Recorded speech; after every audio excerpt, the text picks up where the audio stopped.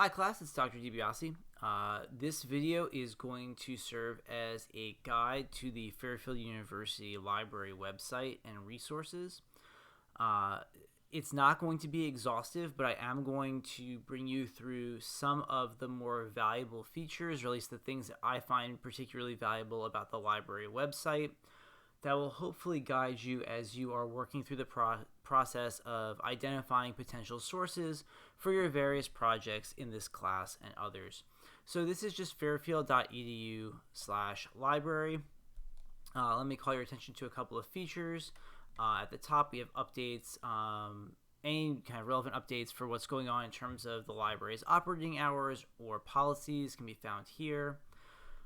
At the top center, we can see a search bar, and you can narrow it down by books and media, journals, databases, articles, etc. And we'll be playing around with that momentarily. I do want to call your attention to a couple of other things here: library hours, news and events. So, for example, you can, if you've ever clicked on a link and for the New York Times and it says you've used up all your free articles, you can actually get a free subscription through the library. Same thing with the Wall Street Journal and some other major publications.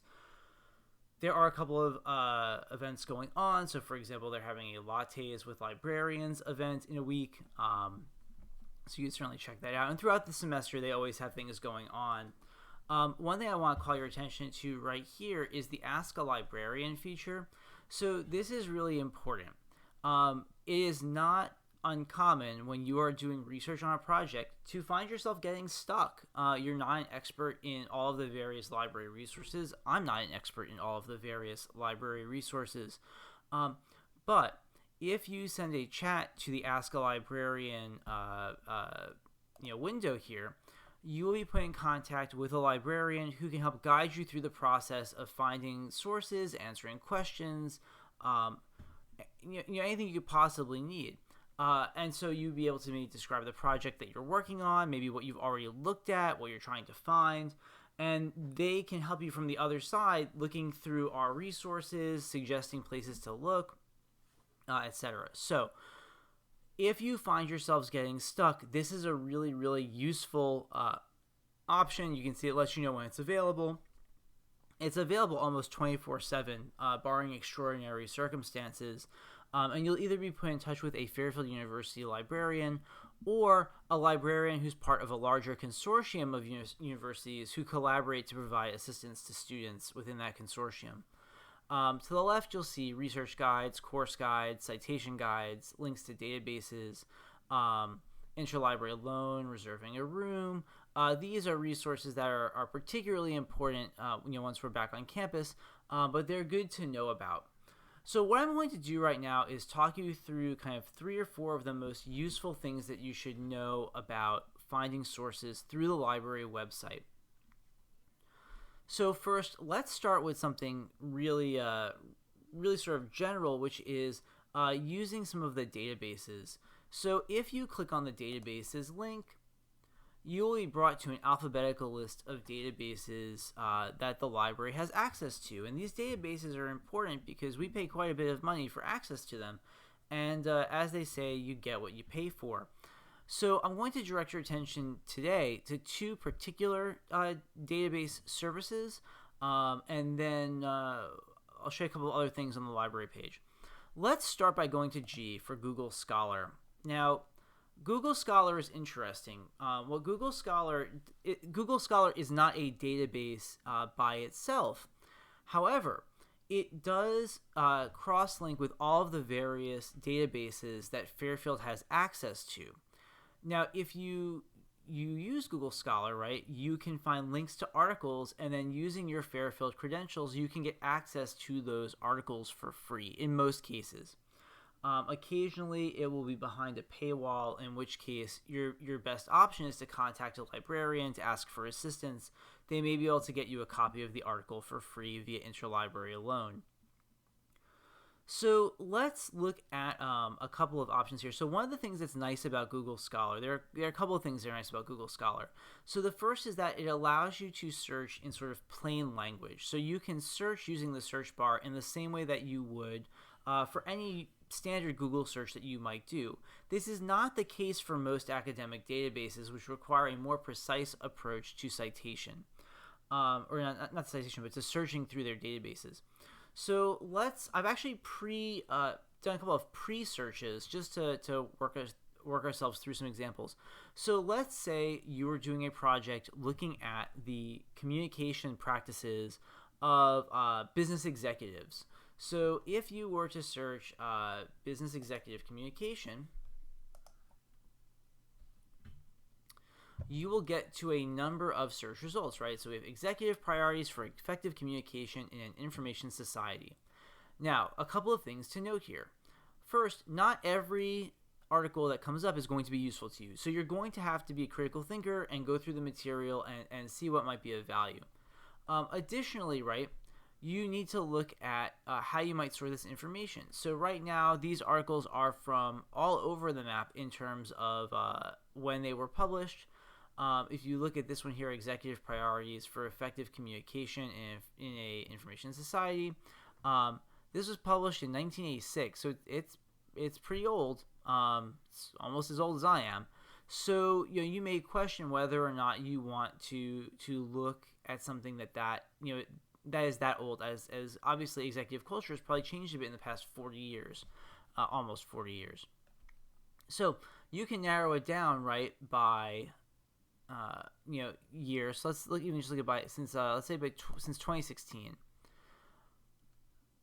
Okay, so the role of business intelligence and communication technologies in organizational agility, a configurational approach, right? Creating business values through corporate communication, right? That one looks like it might be up our alley here. So let's take a look at this one. A couple of things that you can note. So to the right of the article in Google Scholar, you will see either a link or a PDF. If we click on that PDF, it will allow us to download the file.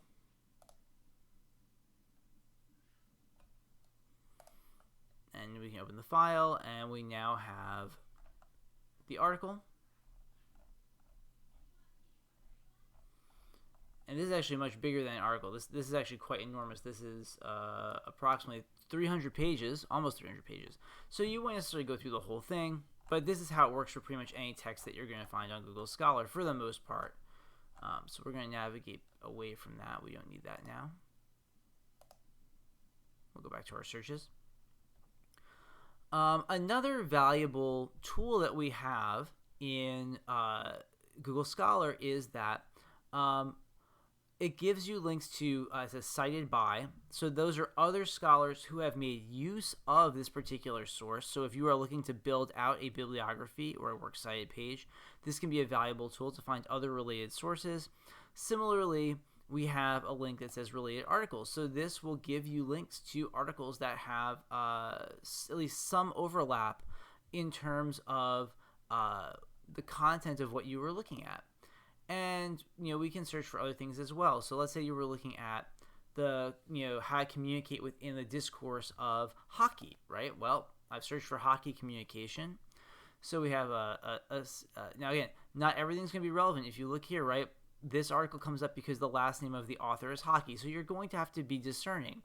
But here we go, right? Development of a communication training program and application for a college ice hockey team. All right, cool. Let's click on that, see what we get. So we're going to get the PDF that will load. Sometimes it will download. Sometimes it will just load in the browser. So this is really cool. We cannot read this article because it is not printed in English. So as a result, we are going to bail on this one, right? Korean Journal of Sports Science. So not especially helpful unless you can read in Korean. But this is important as well, right? You have to make sure that don't feel complacent if you see a good reading. Doesn't mean that it's necessarily going to work. So if we keep looking, right?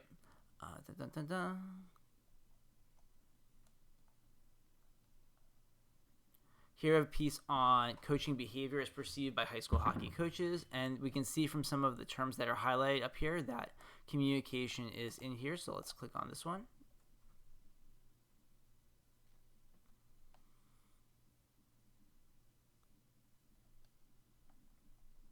We get the abstract, so you can get a quick sense of what the article is about. Now it's asking you to get access, so we're going to click on Get Access.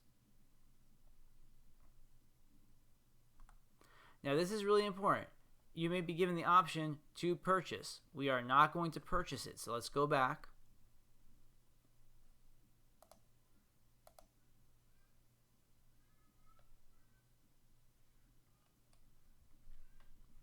Now, here's the issue.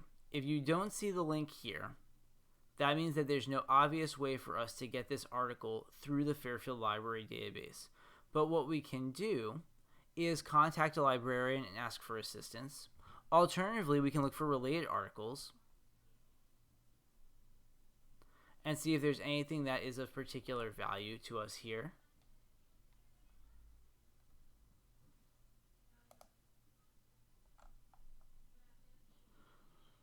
We could also go to Cited By to see other articles that might be of value, right? So dimensions and leader behavior, right? So this might be more general than our article, but it might still have value. So you're going to have to play around with this a little bit. And again, this is where asking a librarian can be of assistance, as they can kind of guide you through how you might find what you're looking for. Similarly, I know a couple of people are looking at projects tied to their church communities or their Catholic school communities. So if we search Catholic school communication, we get a number of articles. So effective family school collaboration, organizational communication in Australian Catholic primary schools. Now this is interesting, right? Because you may not be doing a study on Australian Catholic schools, but you might find information in the article that is still relevant to what you're talking about. And as a scholar, right, you can draw that connection.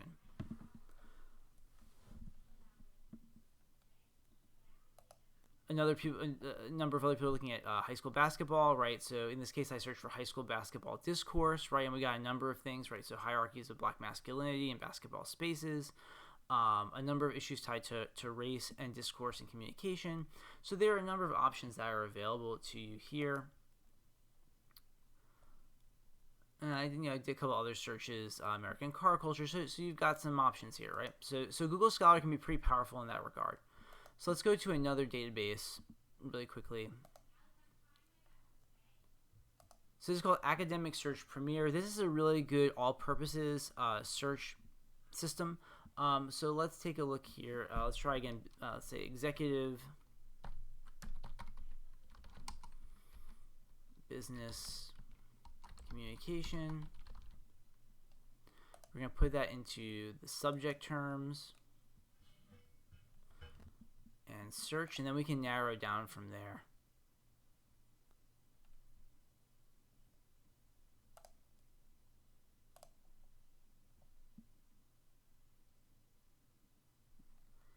So this is no results are found, so we're going to try something else.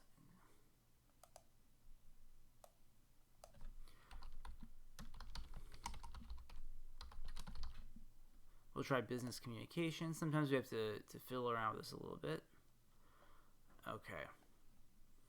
So now we have a number of articles. In fact, we have 5,000 articles tied to business communication.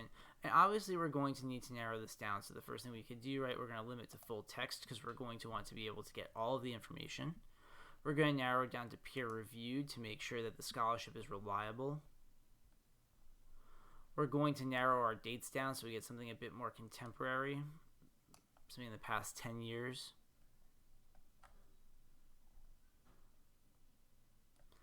We're going to go to academic journals, again, just to narrow things down a little bit more.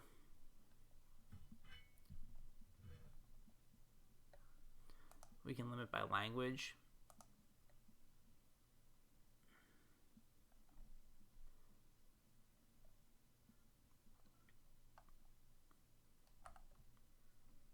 Now we can try doing something like this. We can put executive in here and see if that gets us anything.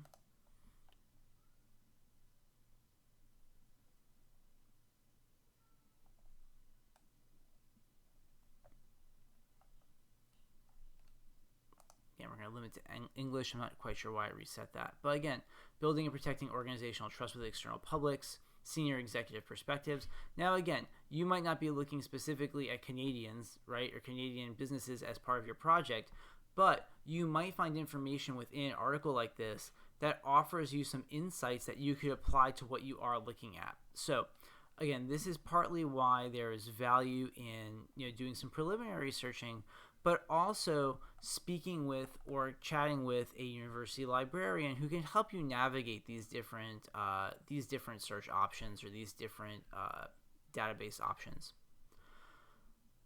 We're going to go back to the Fairfield University Library for a moment, just the main page, and there's one or two more things I want to show you. So let's try doing something like this.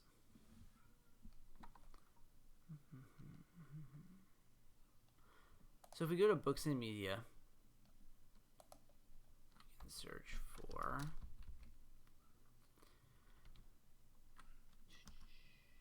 let's try this.